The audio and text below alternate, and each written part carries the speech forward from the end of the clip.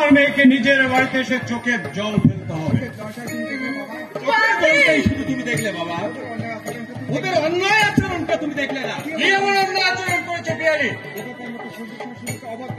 দেবতার মতো শ্বশুর শ্বশুরকে অবজ্ঞা করে, একমাত্র ননদের বিয়েকে উপেক্ষা করে পাশের বাড়ি এসে শিষ্টাচারিতার সমুদ্রে আবুডুবু হচ্ছে।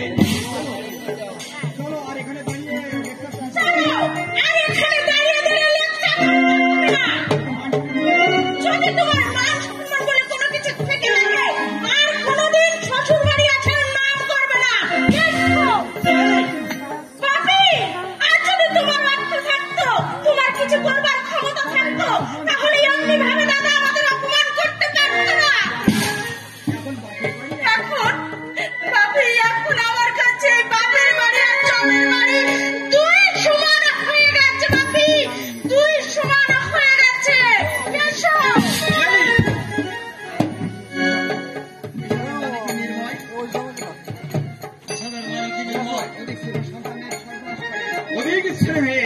সন্তানের সর্বনাশ করে, এটাই তার প্রকৃষ্ট উদাহরণ।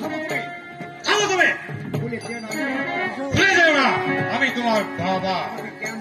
আমাকে জ্ঞান দিয়ে নিজের শিক্ষার জাহির নাইবা করলে বাবা কি ভেবেছ তুমি? থেকে অবসর নিয়েছি বলে সবাই সম্বলহীন ভিখারি?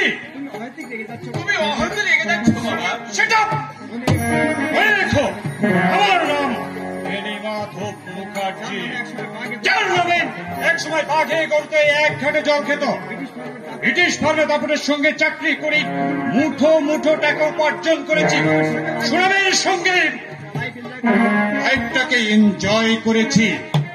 আর আজ কপটহীন বৃত্ত হয়েছি বলে ভেবো না রাস্তার ভিখারি হয়ে গেছি। ভিখারি আমি ভাবছি না বাবা, কিন্তু তোমার সেই মুঠো মুঠো অর্থ, সীমাহীন ঐশ্বর্য, অপসীমা আভিজাত্য এত তাড়াতাড়ি কেন শেষ হয়ে গেল বাবা? সে কৈফিয়ত আমি তোমাকে দেব না। তোমাকে লেখাপড়া শিখে মানুষ করেছি, এটাই যথেষ্ট। তোমার অবসরের পর আমি 5-5টা বোনের বিয়ে দিয়েছি, সেটাই উপযুক্ত ছেলে কর্তব্য। তবে বিয়ে দিয়েছ কিন্তু মেয়েদের আশা পূরণ করতে পারেনি। তার মানে মেয়েগুলোকে সব অপত্রে